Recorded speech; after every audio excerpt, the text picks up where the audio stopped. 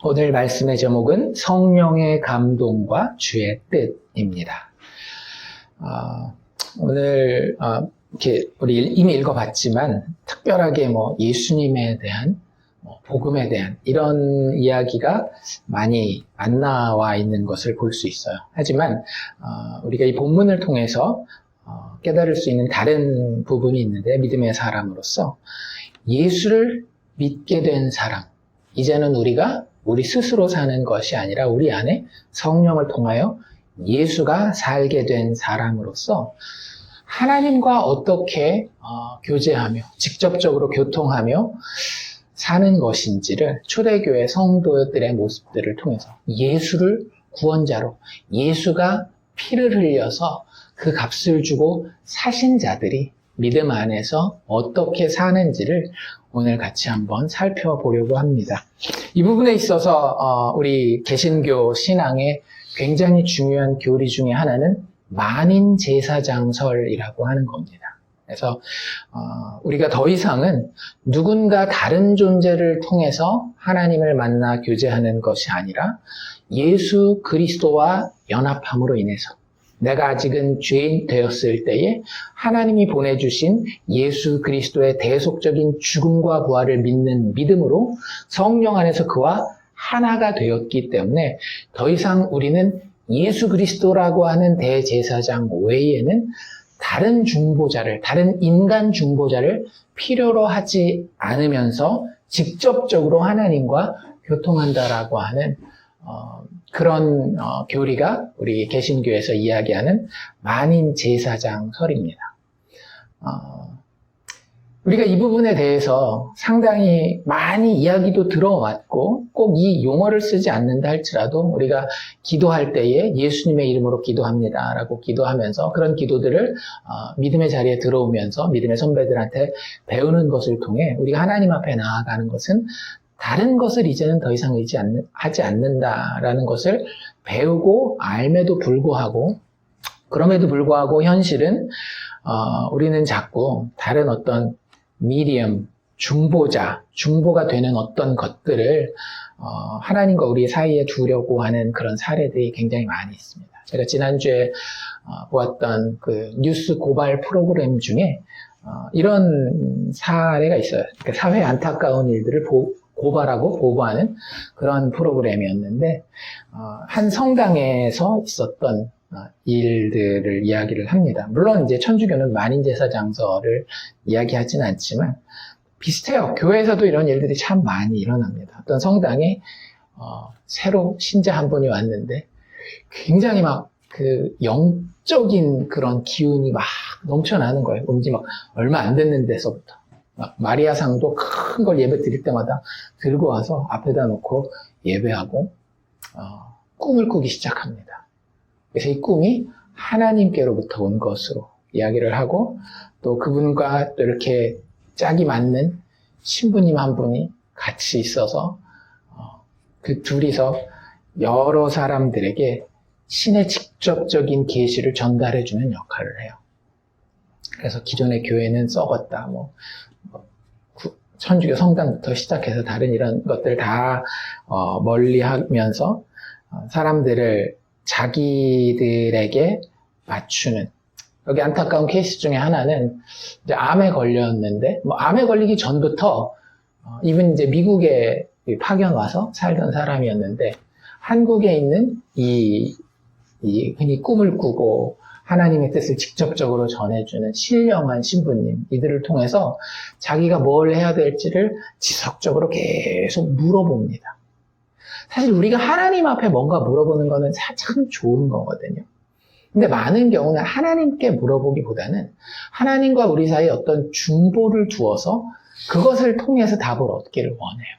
그래서 이분 같은 경우는 이메일로 사랑니는 빼야 될까요? 말아야 될까요? 이번 건은 어떻게 진행해야 될까요? 이런 것들을 계속 물어보고, 그 중에 이제 건강검진을 받던 중에 미국 생활을 오래 하다가 암 진단을 받게 돼요. 그래서 그걸 추가 검진을 받을까요, 말까요? 이것도 이제 물어봐야 되니까 물어보고, 그 사이에 답은 늦게 오고 수개월이 지나서 검진을 일단 받게 됐는데 그 사이에 이제 암은 걷잡을 수 없이 다 퍼지게 되고 결국에는 죽는 순간까지 가족들에게는 한마디 연락도 안 하고 오직 이 꿈꾸는 그 하나님의 계시를 받는 그분과 그분을 수종을 드는 신부님에게만 계속 연락을 하고 요양원에 한국에서 결국에는 돌아갔는데 가족에게 연락도 하지 않고 쓸쓸하게 죽어가는 그런 사연들도 있었어요. 그건 말고도 다양한 여러 가지 사연들이 있는데 우리는 자꾸 그런 것들을 뭐라 그래야 될까? 흔히 이야기하는 안 좋은 의미에서의 신비주의에 자꾸 빠지려고 합니다. 사실요, 가장 신비로운 건 뭔지 아세요? 우리가 예수를 믿게 됐다라고 하는 거예요. 하나님이 그 신의 모든 속성을 다 가지고 이 땅에 오셔서 육신을 입으시고 우리가 아직 자격이 되지 않을 때에 우리를 위해 죽어주셨을 뿐만 아니라 우리를 위해서 다시 살아나셨고 우리가 영혼이 죽어 있을 때에 성령을 통해서 우리의 영혼을 일으켜서 이 예수를 만나게 하셨다라고 하는 것. 그래서 그분 안에서 우리는 이제 하나님과 직접적으로 교통하게 되었다라고 하는 것이 가장 신비 중에 신비인 거예요. 그러니까 우리의 그냥 정상적인 기독교인으로서의 신앙의 고백과 믿음의 삶이 가장 신비로운 것인데 우리는 자꾸 다른 어떤 신비를 쫓아가기가 되게 쉬워요. 근데 거기에 쓰는 용어들은 어때요? 굉장히 성경적인 것들입니다. 성경에 나와 있는 꿈, 성경에 나와 있는 선지자들, 성경에 나와 있는 성령의 감동하심. 이런 것들이 거기 다 그대로 녹아져 있어요, 용어로는. 그런데 오늘 우리가 사도행전 21장 이 본문을 보면 그런 것들이 실질적으로 초대교회에 성령이 임하여서 가장 너무나도 이렇게 능력과 아름다운 모습으로 드러났을 때에 어떤 모습이었는지를 좀 살펴보면 좋을 것 같아요. 우리가 정말로 나의 구원자 예수 그리스도를 믿고 내가 그분과 동행하며 연합하여 살아갑니다라고 하는 삶의 모습이 어떤 모습이었는지를 오늘 이 본문을 통해서 보려고 합니다. 그리스도인은 부활의 예수를 믿고 그분의 성령의 인도함을 받는 게 맞아요. 그런데 그것이 직접적으로 일어나는 일이면서 동시에 굉장히 겸손하게 일어나는 일이라고 하는 사실을 오늘 우리는 이 본문을 통해서 보게 됩니다. 그러니까 이 질문 하나 가지고 이 본문 봅시다. 예수를 만나 그분을 구원자와 주인으로 섬기는 그리스도인에게 그분 뜻대로 인생을 산다라고 하는 것은 어떤 모습일까? 사실 그런 고민들을 많이 하잖아요. 난 과연 주님 뜻대로 살고 있는가? 내 주님 뜻을 알고 있는가? 이런 것들에 대한 고민을 사실은 이 본문이 상당히 굉장히 균형 잡힌 모습으로, 아니 현실적인 모습으로 우리에게 보여주고 있다라고 하는 사실을 우리가 기대하면서 오늘 본문을 보면 좋겠습니다. 오늘 본문은 지난주부터 계속 이어지는 바울의 3차 전도 여행을 마친 이후에 예루살렘을 향하는 여정입니다. 밀레도에서 사실은 밀레도 이전에 마게도니아를 방문한 것, 이런 것들까지가 3차 전도 여행의 끝이라고 보고, 사실 밀레도까지 포함한다라고 한다면 밀레도에서 에베소 장로들을 다시 불러서 3차 전도 여행을 마무리했다라고 보면 좋을 것 같고요. 그들과 정말로 인간적으로 보면 안타까운 작별을 하죠. 내가 너희를 다시 보지 못할 것이다 라고 에베소 교인들 전체를 다 만나지도 못하고 그 중에 지도자가 되는 장로들만 불러서 여러 가지 부탁들을 했었던 것을 지난주에 쭉 우리가 한번 살펴보았습니다. 그래서 그 밀레도에서 떠난 이후의 여정을 오늘 본문은 담고 있습니다. 예루살렘까지 굉장히 급하게 오순절 되기 전에 도착하기 위해서 사도 바울과 그 일행은 그들의 발걸음을 서두르게 되는데요. 여기 우리 평상시에 성경 읽을 때 아니 이런 지명이 있었어? 하는 이런 낯선 그런 지명들이 있습니다. 그래서 밀레도에서 그들과 작별한 이후에 배를 타고, 밀레도는 거의 항구 도시입니다. 그래서 거기에서 배를 타고 고스라고 하는 곳으로 갔다라고 이야기를 해요. 고스가 어디야? 영어 성경에는 보통 COS, COS 이렇게 이야기를 하는데 우리에게는 잘 알려져 있지 않지만 서양의 역사를 봤을 때 서양의학의 아버지를 히포크라테스라고 이야기를 하죠. 그래서 의사 될 때 히포크라테스 선서도 하고 그러는데 이 히포크라테스의 고향입니다. 그래서 고스라고 하는 섬인데요. 그곳을 가서 지나가게 되고요. 거기서 또 이튿날은 로드라고 하는 로드 아일랜드라고 할 때 그 스펠링이 똑같은데, 여기도 섬인데, 거기를, 지나가게 됩니다. 거기 잠깐 도착하는데, 이 로드는, 로도스의 거상이라고 하는 태양신 헬리오스라고 하는 큰 조각상이 있었던 곳으로 우리에게 알려져 있어요. 그래서 고대 7대 불가사의 중에 하나, 우리 지난번에 얘기했던 에베소 그 신전과 함께 7대 불가사의 중에 하나가 있었던 그런 곳입니다. 교회사의 전설에 따르자면 사도 바울은 이곳에서도 교회를 세웠다라고 이야기를 해요. 그러니까 진짜 하루를 머물더라도 사도 바울은 정말 예수 복음의 충실한 증인으로 살았었던 것 같아요. 그러니까 물론 부르심이 있었겠죠. 그냥 없는데 그냥 자기가 여기는 해야 돼 이런 어떤 전략적인 이유가 아니라 복음에 붙들려서 하나님이 만나게 하시는 사람에게 예수 그리스도께서 주인님이 죽으시고 다시 살아났기에 우리에게 영원한 부활의 소망이 있습니다 라고 이야기하는 것에 정말로 충실한 증인이었었던 것 같습니다. 그리고 나서 거기서 바다라로 갔다라고 이야기를 합니다. 여기도 역시 항구 도시인데요. 일반적으로 이곳은 성 니콜라스라고 하는 사람의 고향으로 알려져 있습니다. 성 니콜라스가 혹시 누군지 기억하세요? 우리가 크리스마스만 되면 아이들이 기다리는 산타클로스. 그러니까 성 니콜라스랑 관련된 여러 가지 그런 이야기들 있잖아요. 어떤 가난한 집의 딸들이 너무 참 힘들어가지고 결혼도 못하고 팔려갈 그런 상황에서 그 집에다가 성 니콜라스가 금덩어리 갖다 줬다 그런 이야기들의 배경이 되는 도시가 여기 바다라라고 하는 도시예요. 그래서 여기 이제 거의 스쳐가듯이 가는 거죠, 바울은. 그래서 거기에서 2절에 보면 베니게로 건너가는 배를 탔다라고 이야기를 하고요. 세계사에서 베니게는 페니시아, 한국말로는 페니키아 이런 정도로 불리우는 이스라엘의 북쪽 지역, 그러니까 갈릴리 바다보다도 더 북쪽 지역, 지중해 해변가에 있었던 그런 지역을 이야기를 합니다. 예수님과 만났었던 수로보니게 여인 기억나시죠? 자기를 개 취급하는 것처럼 느껴지는 그 장면에서도 주인의 땅에서 떨어지는 부스러기라도 저는 만족스러우니 그거라도 주십시오 얘기했던 그 수로가 사이로, 그 시돈 지역, 두로 시돈 지역, 수로 보니게가 베니시아, 페니키아라는 뜻이거든요. 그래서 그 지역을 수로 보니게 이렇게 부르기도 했고, 여기서 이야기하기로는 베니게 지역으로 이야기를 할 수 있는 겁니다. 어쨌든 그쪽을 향해서 배를 타고 가는 거예요. 혹시 지도에 보시면 지난주에 밀레도 찾았었고요. 저희 지도에는 고스는 안 나와 있고 로도라고 하는 곳은 나와 있습니다. 섬으로 이렇게 나와 있고요.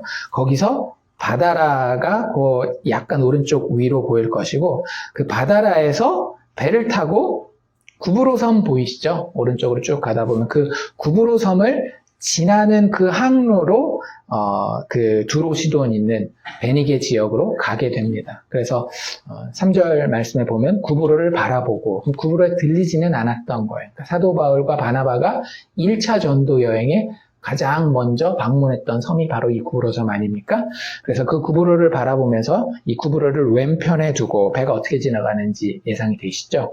구브로, 지도상에서는 구브로 밑으로 지나가는 거예요. 그래서 구브로를 왼편에 두고 수리아를 향하여, 그러니까 수리아가 이 두로 시돈부터 시작해서 그 위쪽을 시리아 혹은 수리아라고 부르는 지역인데, 그 지역을 향해서 갑니다. 두로가 이제 1차적인 목적지니까. 그래서 두로에서 마침내 상륙하고 거기에서 배의 짐을 풀었다라고 이야기를 합니다. 이 두로 지역은 굉장히 그 당시에도 중요한 항구로 사용되는, 나중에 이제 그 유다라고 하는, 이스라엘이라고 하는 나라가 실질적으로 아주 싹 다 망하게 되는 것이 AD 70년에 로마와의 전쟁이거든요. 성전이 파괴되는. 그때 로마가 군대를 상륙시키는 항구가 바로 이 두로항입니다. 그래서 상당히 그 활기찬, 인구도 어느 정도 많이 왔다 갔다 하는 그런 도시였고요. 거기에 누가 있었대요? 4절에 보니까 제자들, 믿음의 사람들이 있었던 겁니다. 그러니까 그 예수 믿는 사람들이 가는 곳마다 정말로 하나님이 우리를 인생의 어떤 현장에 보내요. 사실 두로에 굳이 예루살렘 교회 사람들이 갈 이유는 없었어요. 그런데 두로까지 가게 된 이유는 뭐예요? 예루살렘 교회가 핍박을 받았기 때문에 어쩔 수 없이 예루살렘을 떠나서 어떤 사람은 이쪽에 연고가 있으니까 이쪽으로, 저쪽에 연고가 있는 사람은 저쪽으로 이동하다 보니까 두로에도 가게 된 거예요. 그곳에 여기는 상당히 선교적으로 우리가 교회를 세워야 할 전략적인 가치가 있는 곳이야 해서 간 곳이 아니라, 어떻게 보면 밥 벌어먹고 살아야 되니까, 가정을 서포트해야 되니까 갔던 곳이 두로였을 가능성이 상당히 많습니다. 많은 그 당시에 두로로 이동했었던 그리스도인들에게는. 그런데 그들은 밥 벌어먹고 사는 것이 최종적인 인생의 목표는 아니었던 거죠. 하나님이 육신을 주셨고 그 육신을 건강하고 반듯하게 유지하는 것을 책임으로 알고 그것을 잘 감당하지만, 그것은 그림자였으며 오히려 그들에게 더 중요한 것은 영원한 하나님의 나라, 부활 생명, 예수와 함께하는 것이기 때문에 그 예수에 대한 것을 이야기하지 않을 수 없는 정말로 증인으로서의 정체성을 가지고 살았었던 겁니다. 그러니 두로에도 아마도 작더라도 그리스도인들의 모임, 즉 교회가 있었던 것 같아요. 그러니까 여기서도 제자들이라고 복수형을 쓰고 있죠. 그리고 거기서 일주일을 머물게 됩니다. 우리 지난주에 어디였었죠? 유두고가 지지난주였죠. 두로아라고 하는 곳에서 일주일 정도 머물렀었는데, 그 정도 기간을 또 두로에서 머무르게 됩니다. 그런데 이제 여기서 어떤 일이 있었는가 하면, 제자들이 바울과 함께 있는 사이에 4절 중간부터 보면은요, 그 제자들이 성령의 감동으로 바울더러 예루살렘에 들어가지 말라라고 이야기를 합니다. 바울이 여기서 어떻게 반응을 했는지는 정확하게는 안 나와 있어요. 그런데 5절을 보니까 그 말을 들은 것 같아요? 안 들은 것 같아요? 예루살렘에 들어가지 말라라고 성령의 감동으로 제자들이 이야기를 했는데, 이후 여러 날이 지난 이후에 이거는 누가와 바울을 포함한 바울 일행을 이야기를 하는 거죠. 그냥 떠나갑니다. 일주일 정도 지내고 난 이후에. 그리고 나서 그 떠나는 장면에서는 다른 곳에서 이렇게 사도 바울이 헤어지는 그런 정말로 끈끈한 사랑과 그리스도인의 공동체의 하나됨을 보여주는 그런 모습이 있죠. 성문 밖까지 전송을 하면서 마지막까지 같이 하는 게 뭐예요? 무릎 꿇고 기도하고, 그리고 서로 작별한 이후에 바울 일행은 이제 배를 타고 쭉 이제 두로에서 밑으로 내려오는데, 이스라엘 해변을 타고 내려오는 그 배편에 오르게 됩니다. 그리고 두로에 있었던 그리스도인들은 각자 자기 집으로 돌아갔다라고 이야기를 하고 있어요. 그리고 나서 들르는 곳이 돌레마이라고 하는 곳입니다. 여기서는 얼마나 머물렀어요? 하루를 머물렀어요. 그러니까 이렇게 머물러도 사도 바울이 뭐 했을까요? 안도를 묻고 그들과 함께 있었다라고 하는 것이 무슨 안부 묻겠어요?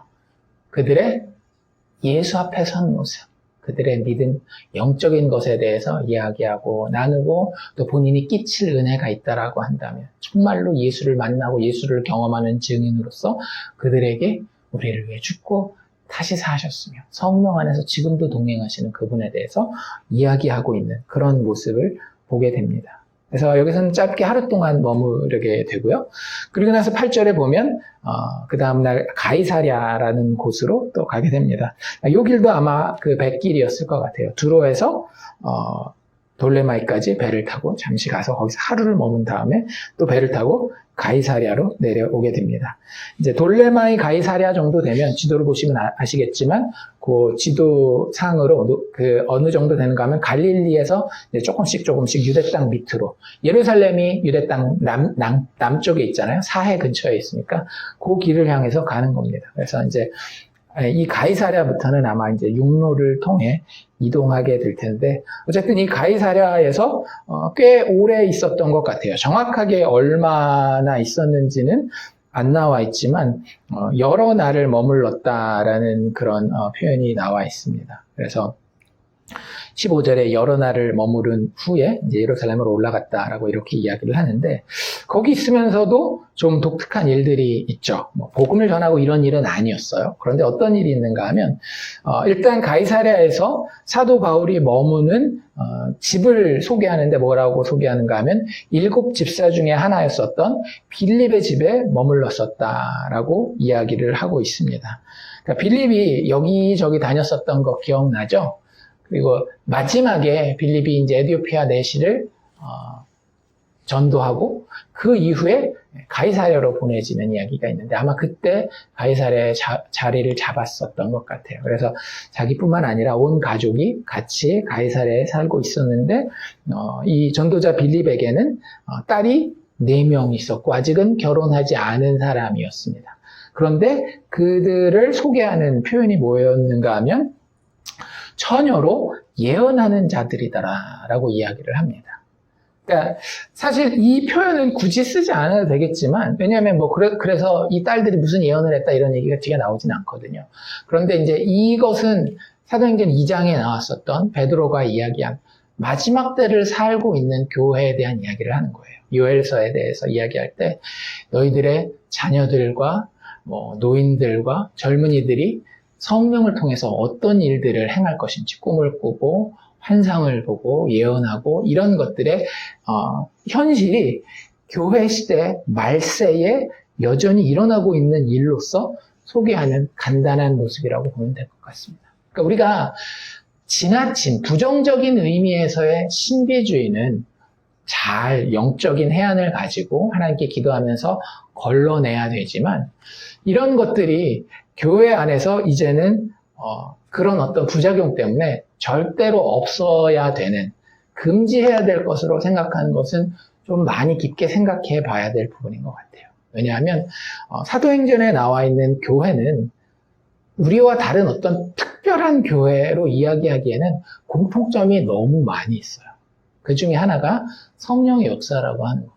그래서 그 부분 우리가 조금 기억하면 좋을 것 같고요. 어쨌든 이 빌립의 집에 머무는데 10절에 보면 거기 여러 날 머물러 있는 동안에 같은 일행이 한 명 더 있었습니다. 유대로부터 왔다라고 이야기하는 거 보니까 예루살렘 근처일 것 같아요. 거기서 한 사람이 왔는데 그 사람은 선지자고 이름은 아가보라고 하는 사람이었습니다. 혹시 이 이름 들어보셨나요? 네, 어디서 들어봤는가 하면 11장 할 때 안디옥 교회 이야기 했었잖아요. 안디옥 교회가 처음으로 이방인들에게 전도하는 교회가 되면서 그때 아가보라고 하는 선지자가 기근이 있을 것을, 흉년이 있을 것을 예언했어요. 그래서 그대로 이루어졌고, 그래서 예루살렘 성도들이 굉장히 어려움을 당할 때에 안디옥 교회에서 구제헌금을 모아서 예루살렘에 갈 때 이 아가보라고 하는 예언자의, 선지자의 이름이 등장했었습니다. 한 10장 전에 있었던 건데요. 11장에 있었던 건데, 그때도 어땠어요? 예언한 것이 정확하게 성취됐었죠. 그러니까 그 사건을 기억하라는 거예요. 이 사람은 거짓 선지자가 아니라 진짜 하나님의 선지자라고 하는 그런 측면에서 이 아가보라고 하는 이름을 특별히 여기서 등장시키고 있다라고 생각되어집니다. 근데 그 사람이 여기서도 예언을 하죠. 어떤 예언을 하는가 하면 11절을 보면 그 사람이 이 빌립의 집에 이 바울 일행이 있는 이곳에 와서 바울의 띠를 가져다가 자기의 손과 발을 묶어요. 그러니까 이렇게 요즘식으로 얘기하면 수갑 찬 그런 모양이라고 보면 좋을 것 같죠. 그래서 손과 발을 잡아매고 말하기를, 자기 말을 하는 게 아니라 누구 말을 한다?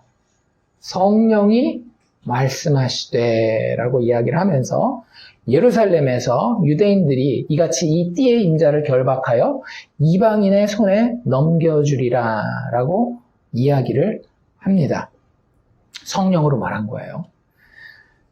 그때 사람들이, 여기 보면 이제 12절에 우리는 누구예요? 사도 바울과 계속 여행을 하는 사도 바울의 전도 여행의 팀원들을 이야기를 하는 거겠죠. 뿐만 아니라 우리가 그 말을 듣고 그곳 사람들은 누구를 얘기를 하는 거겠어요? 빌립의 집에 있었던 빌립의 가족들과 아마도 이 가이사랴 지역에 있는 믿음의 사람들, 기독교인들일 거예요. 늘 하나님과 기도하고 성도의 교제를 나누는 그 사람들이 다 힘을 합쳐서 바울에게 권면합니다. 뭐라고 권면해요? 예루살렘으로 올라가지 말라라고 권면을 해요. 하지만 바울이 여기서 어떻게 반응하는지, 아까는 이제 바울의 반응이 안 나와 있었잖아요. 두로에서는, 그렇죠? 여기서는 바울이 어떻게 반응했는지가 정확하게 나와 있습니다. 13절에 보면 바울이 대답하되 여러분이 어찌하여 우십니까? 여러분이 우니까 내 마음이 참 안 좋습니다. 상하게 되었습니다. 나는 주 예수의 이름을 위하여 결박당할 뿐 아니라 예루살렘에서 죽을 것도 각오하였습니다. 라고 이야기를 하고 있습니다. 사도 바울이 예루살렘을 향해 가는 이유는 뭐래요? 정확한 이유가 있죠. 어떤 신비주의적인 그런 이유 때문에 가는 게 아니라 주 예수의 이름을 위하여. 어떻게 하면 사도 바울이 주 예수의 이름을 위하는 걸까요? 다른 거 없어요. 주 예수의 이름을 있는 그대로 말하는 겁니다. 즉 증인되는 거예요. 가서 기회가 되는 대로 자신에게 호의적인 사람이건 자신에게 적대적인 사람이건 그들에게 예수 그리스도의 죽음과 부활에 대한, 그리고 그 사실이 죄인에게 어떤 의미가 있는지에 대한, 예수 복음에 대한, 하나님 나라에 대한 선포가 그의 목적이었고 본인은 그것을 위해서 부름을 받았어요. 사도 바울이 예루살렘에 가는 것은 누구의 뜻이었습니까?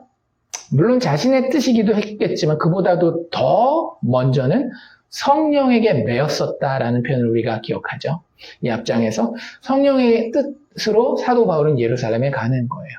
그러면 가는 바울은 예루살렘에서 무슨 일이 일어날지 정확하게 알고 있었을까요? 잘 모르는 것 같아요. 왜냐하면 여기서 가능성을 두 가지로 이야기를 하잖아요. 결박당할 수도 있고 죽을 수도 있는데 무엇이 되든지 나는 각오가 되었다라고 이야기하는 것을 보면 성령의 뜻을 알긴 알았지만 우리가 생각하는 대로 막 이 다음엔 이렇게 되고 막 흔히 이야기하는 점쟁이가 이야기하는 것처럼 그렇게 성령의 뜻을 아는 것은 아니었던 것 같아요. 이게 굉장히 중요합니다. 우리가 알기 원하는 방식과는 좀 많이 다른 거예요. 우리는 뭘 원해요? 대학 A를 가야 됩니까? B를 가야 됩니까? 이스라엘을 가야 되면 이 집입니까? 저 집입니까? 근데 사도 바울은 그렇게 성령의 뜻을, 하나님의 뜻을 받아들이지 않았었던 것 같아요. 우리 조금 더 그 큰 그림에 대해서는 볼 텐데 정확하게 몰랐지만 사도 바울은 예수님의 복음을, 예수의 이름을 위하여 예루살렘에 가는 것이 하나님의 뜻인 줄로 알고 그들 오히려 약간 인간적으로는 꾸짖고 있는 거죠. 니들이 그렇게 울면 나도 인간이고 너희들이 나를 사랑하는 마음을 알기 때문에 나도 마음이 아프다. 내 마음이 상한다. 라고 그렇게 반응을 하는 것을 보게 됩니다. 결론적으로는 14절이 이야기하는 것처럼 그는 권함을 받지 않았어요. 그리고 나서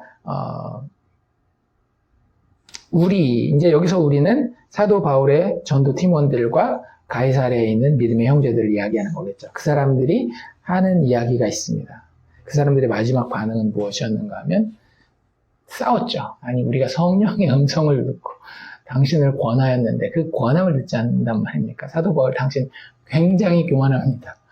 겸손하십시오. 뭐 이런 게 아니라 뭐라고 이야기하고 있어요? 주의 뜻대로 이루어지다라고 그쳐요.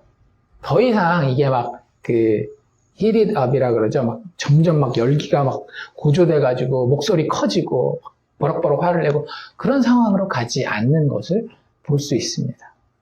그리고 그렇게 여러 날을 지난 이후에 15절에 보면 여장을 꾸려서 드디어 바울 일행은 예루살렘으로 떠나게 됩니다. 그리고 예루살렘에서의 숙소는 구브로 출신 나손이라고 하는 사람의 집이 될 것 같아요. 아마 이것도 바나바나 뭐 이런 사람들을 통해서 연결되지 않았겠어요? 바나바가 구브로 출신이었으니까.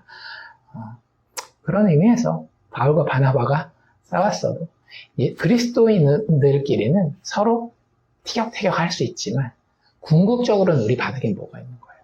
그리스도께서 아무 자격 없는 죄인을 나를 살리셨고 내 형제, 내 자매를 살리셨다. 그러니 그분이 사랑하고 아끼는 저 영혼에 대해서 나도 같은 마음, 같은 기쁨을 품고 내 노를 푸는 겁니다. 그게 그리스도인의 사랑인 거예요. 그러니까 우리는 막 절대 뭐라 그래야 인간의 이상주의인 거죠. 말다툼도 없고 아무 문제도 없고 막 그래야만 너희가 서로 사랑함으로써 내 제자라는 것이 드러날 것이다 라고 그런 예수님의 말씀이 성취될 걸로 아는데 아니요, 그렇지 않아요. 그것을 완벽하게 성취하는 것은 주님이시고 그 가운데 우리는 자빠지고 넘어지고 부딪히면서 죄를 회개하면서 주님께 영광을 돌리는 겁니다.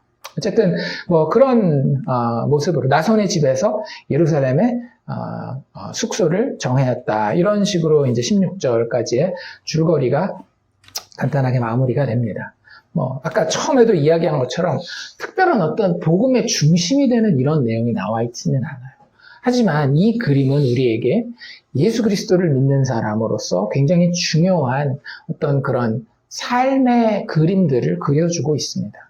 여러분들 기독교인들에게 그리스도인들에게 정말로 중요한 그 전제는 무엇입니까? 우리가 인생을 살아갈 때에 우리 그리스도인이 가지는 굉장히 중요한 전제 중에 하나는 이거예요.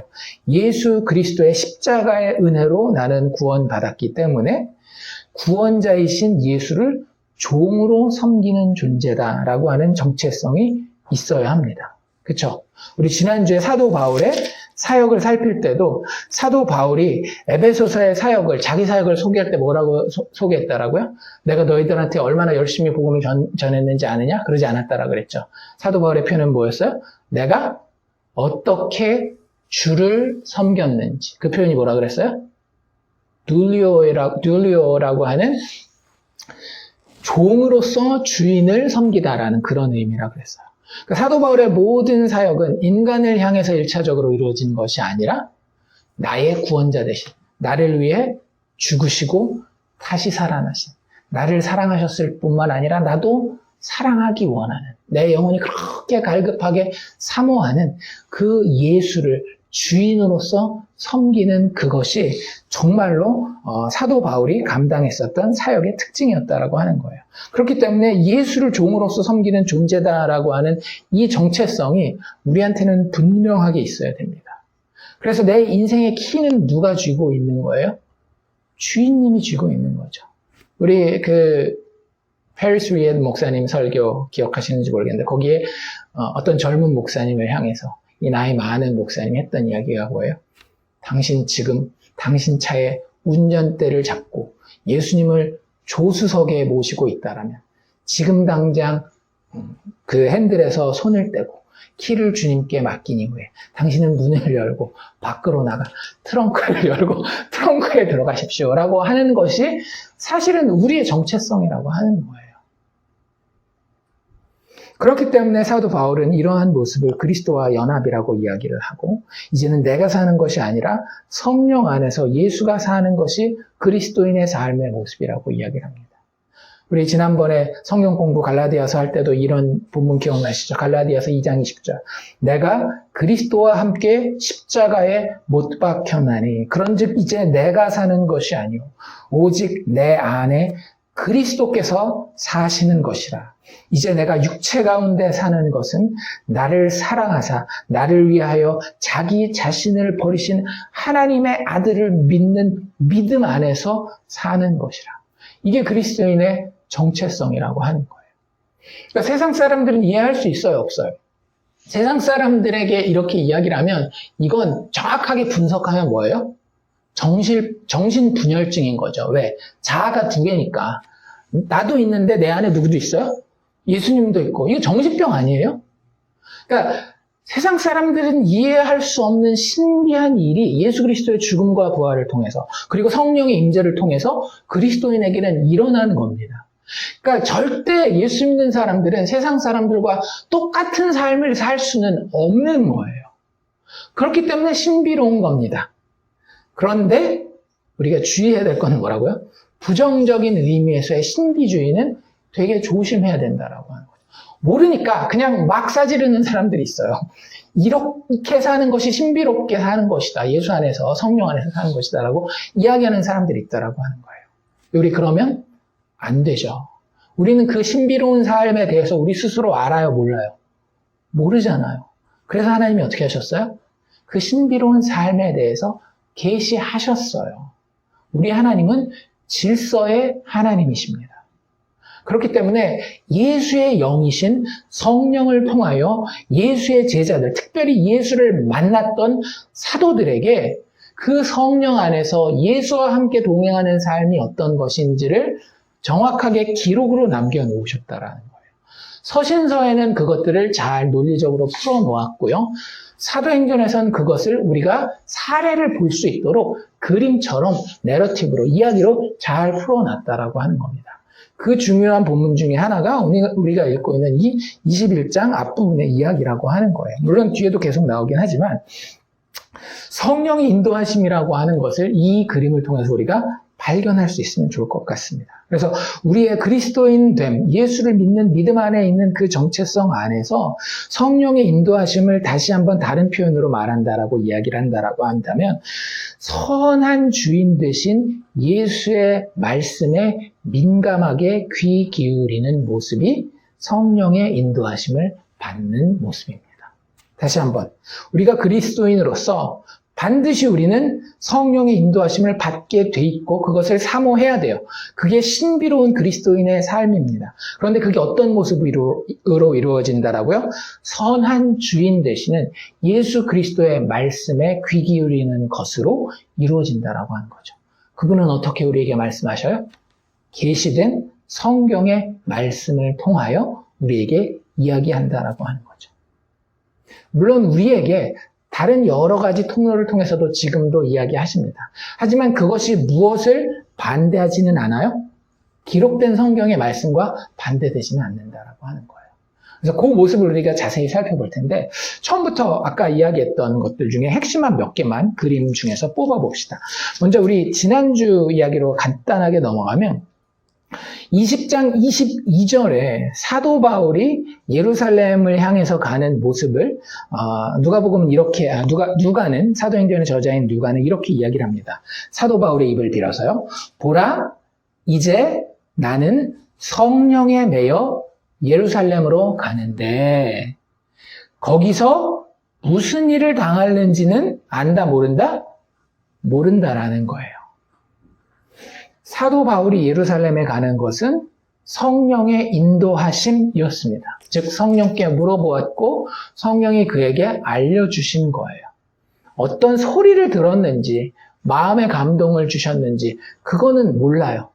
하지만 하나님은 얼마든지 우리에게 직접적으로 귀에 들려주실 수도 있고 마음속에 들려주실 수도 있어요. 사실은 우리 지난번에도 이야기한 것처럼 우리의 귀에 들리는 어떤 정보들은, 소식들은, 문장들은 귀에서 그 소화가 끝나지 않아요. 어디서 끝나나요? 머리나 마음에서 이 귀에 들은 소리가 소화를 끝냅니다. 그러니까 우리가 지구 반대편에 있어도 김포 할아버지가 우리한테 전화를 걸면 우리가 듣는 핸드폰을 통해서 듣는 목소리는 궁극적으로 그분의 직접적인 목소리예요? 아니잖아요. 그분의 입에서 나온 음파는 어디서 그냥 끝나요? 그분의 핸드폰 기기에서 끝납니다. 하지만 그것이 인간의 능력, 즉 과학 기술을 통해서 위성을 타고 저 위에까지 올라갔다가 다시 미국 땅에 떨어져서 우리가 쓰는 핸드폰 기기를 통해서 귀로 전해지잖아요. 우리가 듣는 그 할아버지의 음성은 그분의 직접적인 음성은 아닙니다. 그것이 우리에게 어떤 장치와 통로를 통해서 우리 귀에 그분 음성인 것처럼 들어가고 결국엔 그게 어디서 소화된다라고요? 우리가 머리와 마음에서 소화되는 거예요. 아니 세상의 기술도 그 사람의 목소리를 그렇게 내 마음까지 전달할 수 있는데 이 세상을 지으신 하나님이 직접적으로 우리 마음속에 말씀하시는 거 가능하겠어요? 불가능하겠어요? 가능한 거예요. 하나님 그런 식으로 하나님의 백성과 교통하면서 이야기하실 수 있다라고 하는 사실을 우리는 기억해야 합니다. 그런데 중요한 것은 그렇다고 우리가 그러니 우리는 하나님의 모든 것에 대해서 다 알아라고 이야기할 수는 없다라고 하는 거죠. 왜? 말씀하시는 분은 누구이기 때문에? 하나님이시기 때문에. 그 내용은 전적으로 누구에게 달려 있어요? 내용의 범위와 그 내용의 줄거리는 전적으로 말씀하시는 그분에게 달려 있는 거잖아요. 그렇기 때문에 사도 바울이 하나는 알았지만, 즉 예루살렘에 간다라고 하는 것은 알았지만 뭔 몰랐어요? 거기서 일이 어떻게 진행될지는 아무것도 몰랐다라고 하는 거예요. 그러니 우리가 성령의 인도함을 받는다라고 할 때 지나치게 독단적이거나 지나치게 교만할 수는 없다라고 하는 거죠. 그래서 그런 부분에 대해서 우리가 진짜 겸손해야 됩니다.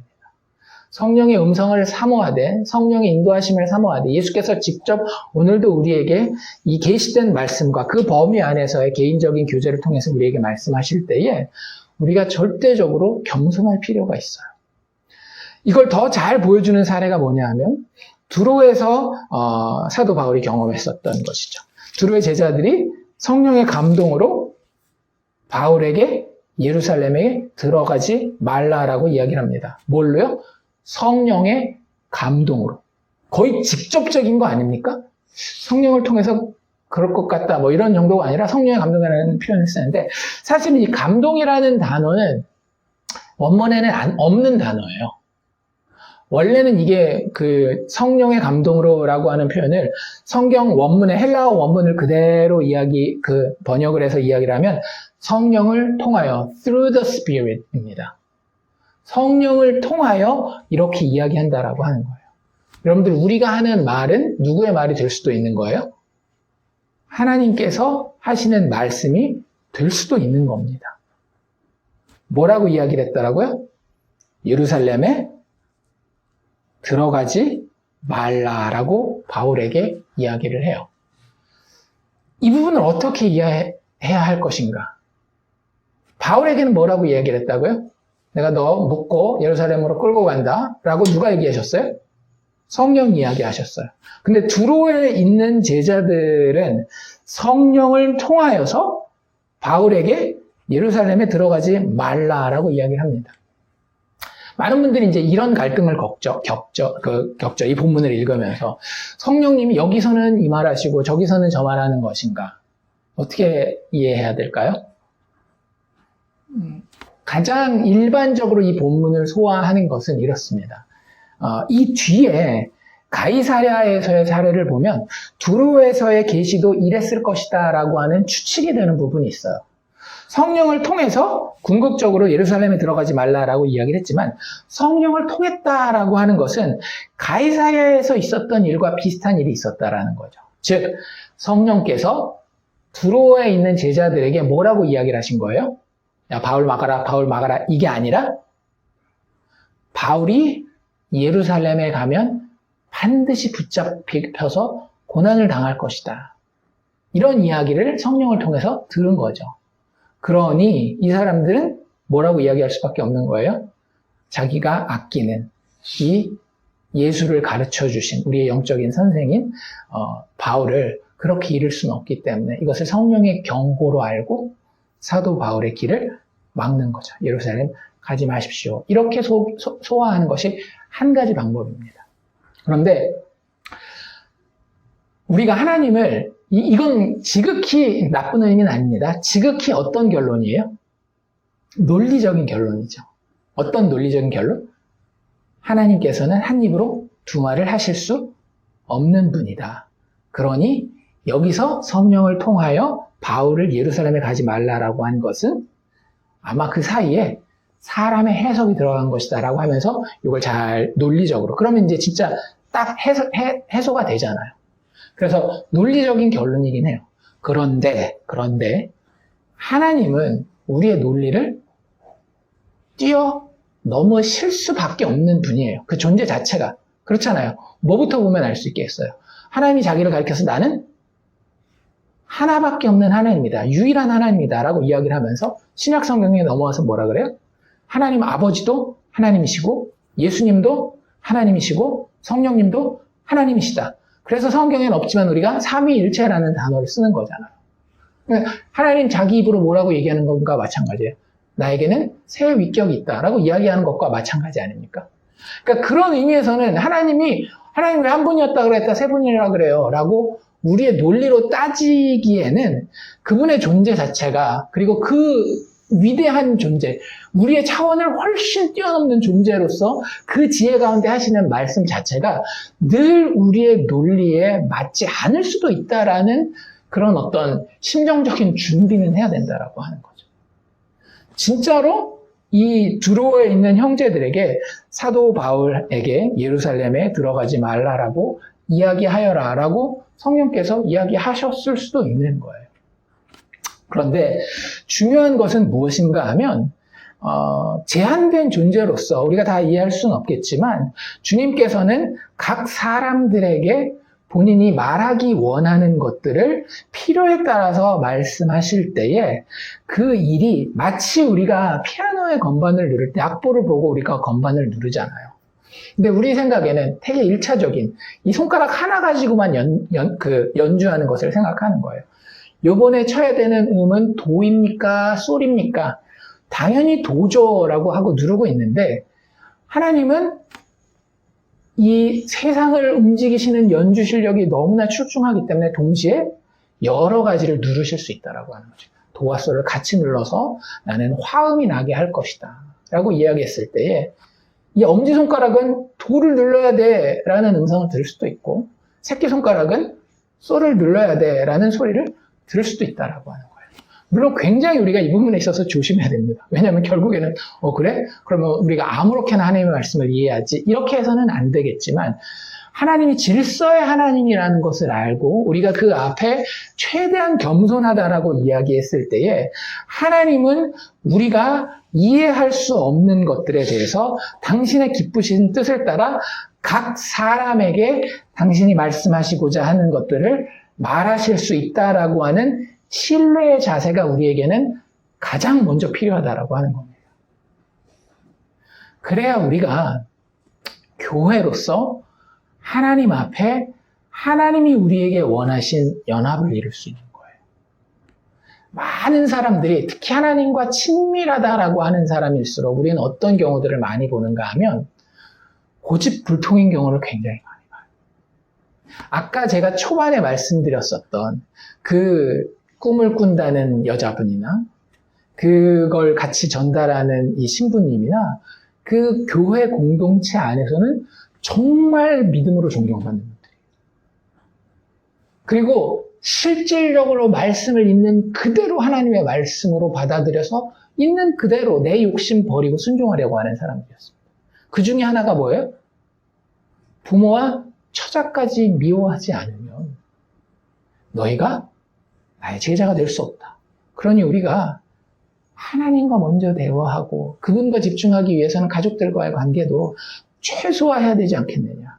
그래서 사람들을 공동체에다 몰아놓고 같이 그런 일들을 해서 그분들한테는 엄청나게 존경을 받는 사람들인데 이분들이 자기가 하나님께 받은 쉽게 얘기하자면 꿈이다, 계시다. 그리고 뭐까지 하는가 하면 거기에 들어온 아이들의 영혼은 특히 더 순수하기 때문에 기도를 받고 애들과 영적인 대화를 나누는 가운데 애들이 그림을 그리게 하면 이게 예를 들자면 저 A라고 하는 사람이 주신 하나님의 계시라고 해서 거기 그려진 그림과 거기 써있는 글을 이대로 하십시오. 집을 파십시오. 아니면 병원에 가십시오. 마십시오. 이런 것들을 전달해주는 절대적인 하나님의 계시로 이야기를 하는 거예요.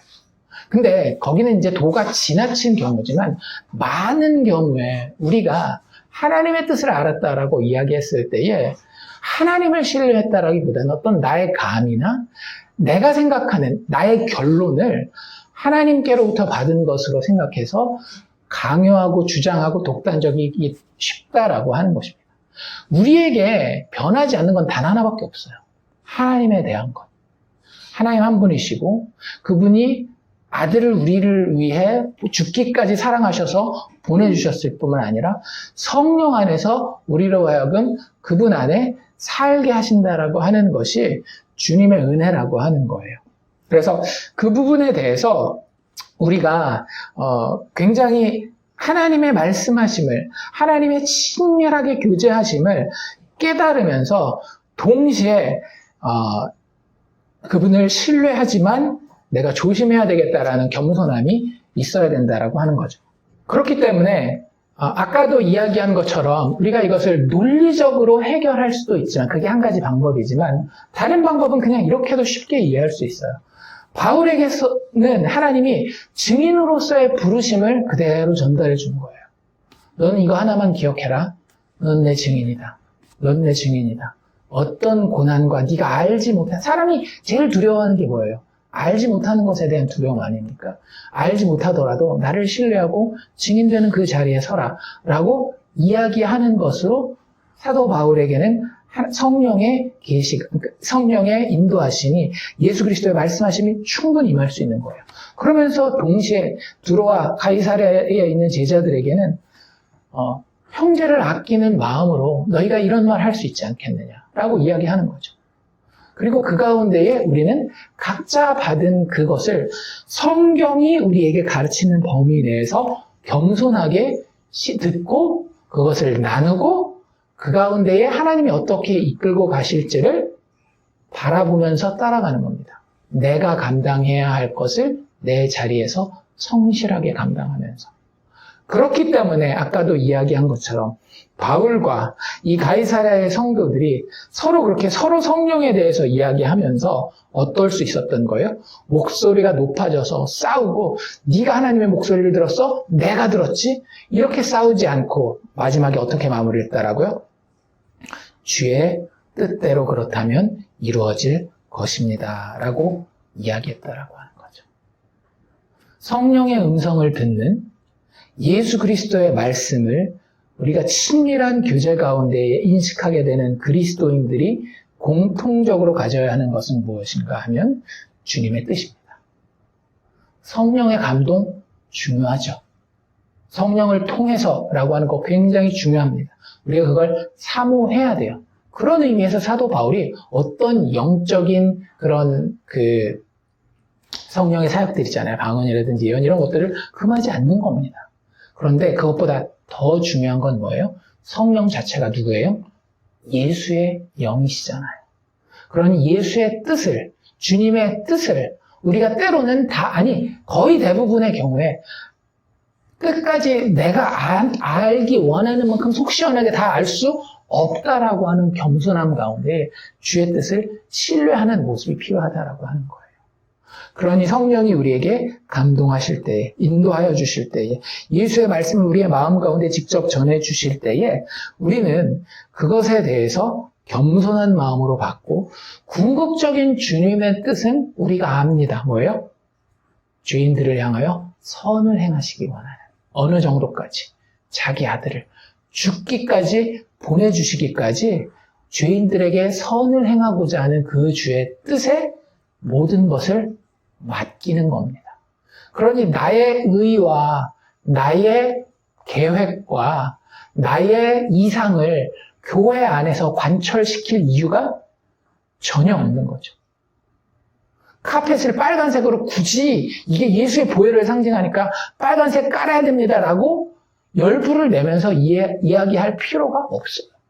아니 하나님이 그것에 대한 진짜 예술적인 영감을 주셨을 수도 있어요. 아, 그렇지. 우리가 빨간색을 조금 더 이런 데 놓다 보면 그 예수의 보혈을 좀 더 생각할 수 있겠지. 내가 교회 데코레이션을 맡은 사람으로서 그런 어떤 영감은 받을 수 있어요.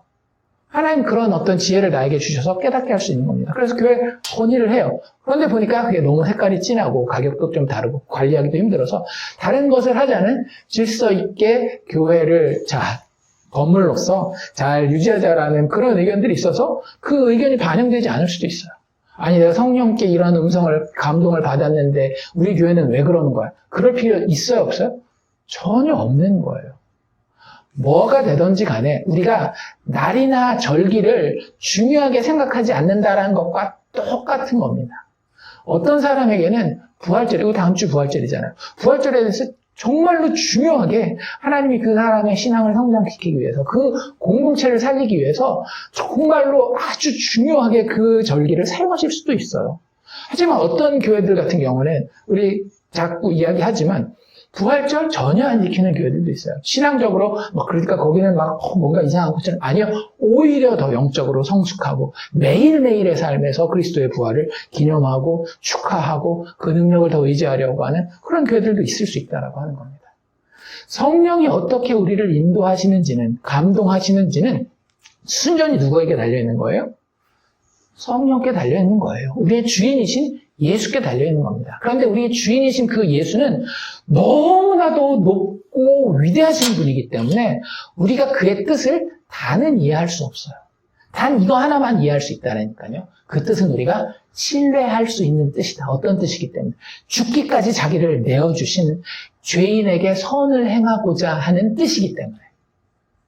그래서 로마서 8장 30절에서 31절에서 34절에 이렇게 얘기합니다.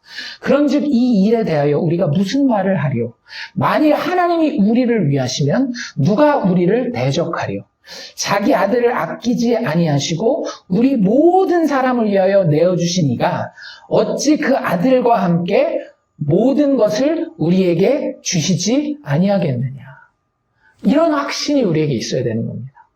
성령의 친밀한 동행하심을 우리가 바라면서도 그걸 바라지 않는 것은 또 문제입니다. 왜냐하면 영적인 관심이 없다라는 얘기니까.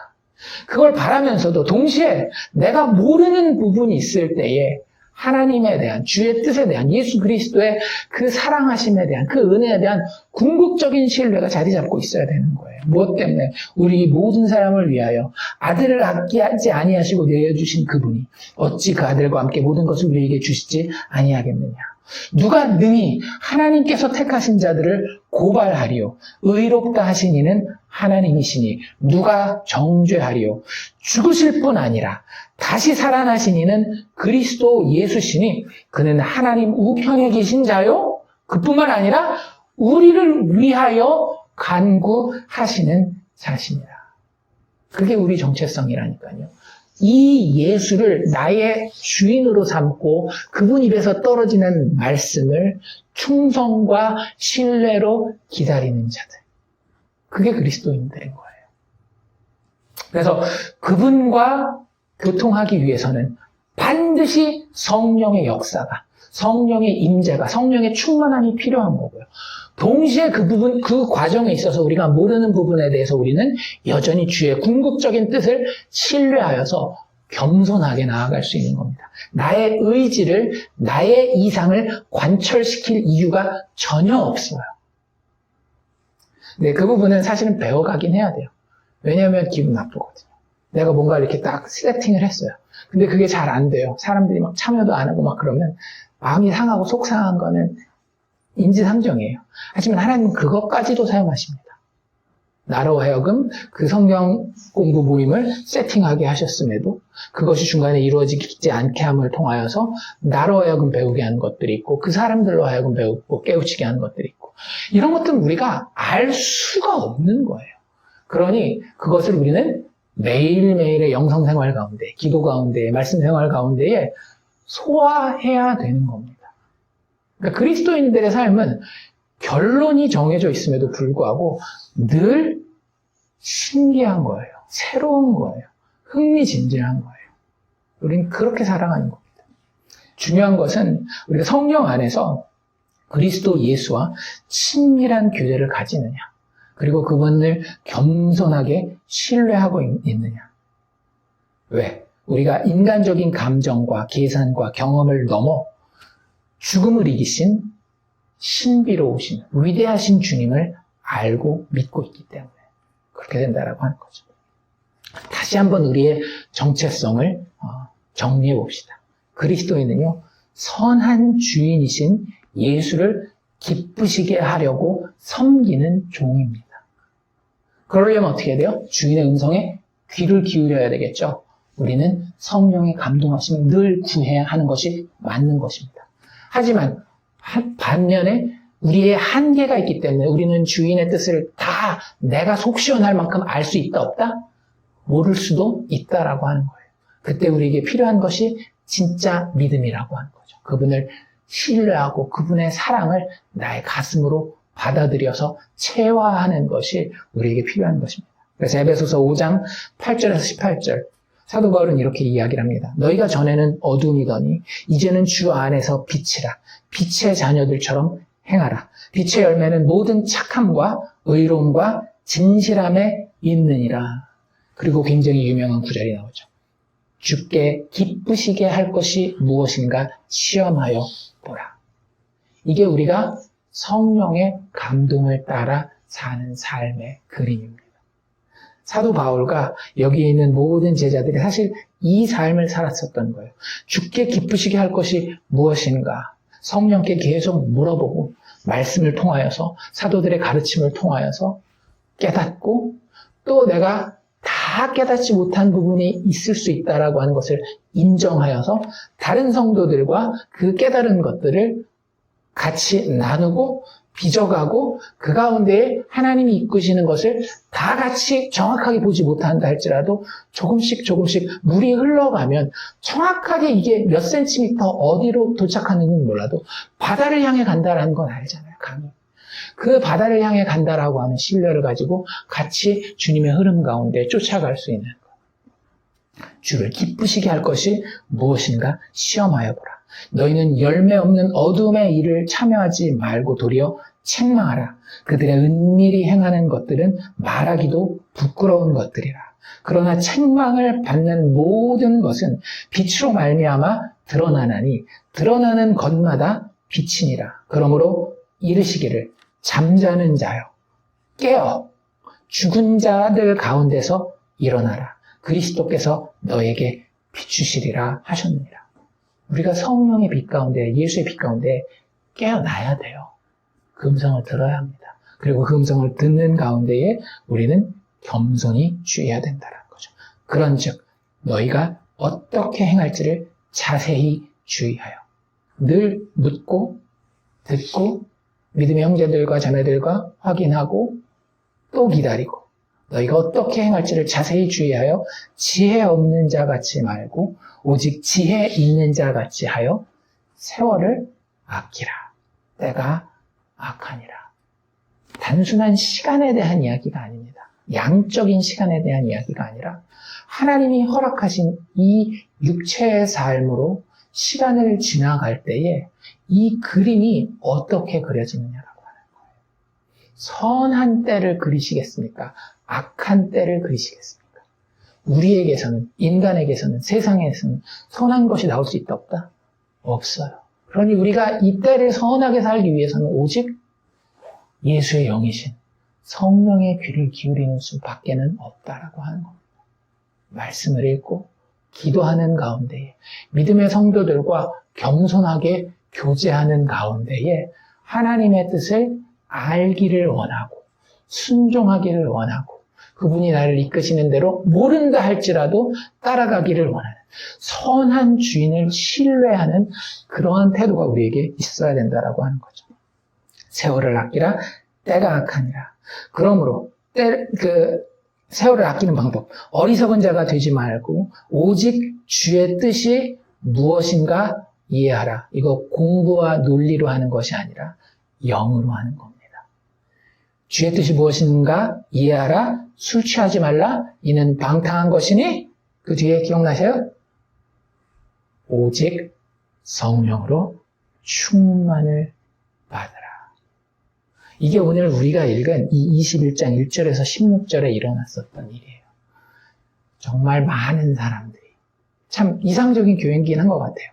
100%는 아니라도 대다수의 사람들이 성령의 충만함을 받아서 주의 뜻이 무엇인지 이해하려고 하면서 그 가운데 여전히 본인들의 한계를 알기 때문에 죄인됨의 한계를, 육체 가진 피조물로서의 한계를 알기 때문에 여전히 궁극적인 주의 뜻에 맡기면서 하나님을 사랑하고 서로가 서로를 사랑하는 겸손하면서도 아름다운 그런 교회의 모습을 우리가 서로에게 꿈꿀 수 있으면 좋겠다라는 생각이 듭니다.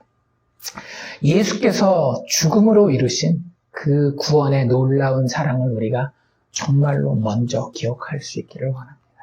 그리고 그분이 약속하신 대로 보내주마라고 약속하신 대로 우리에게 오신 그분의 영인 성령의 이끄심에 민감하여서 때로는 고민으로 때로는 기도로 씨름하고 순종하며 살 수 있는 우리들이 다 되기를 주의 이름으로 축원합니다.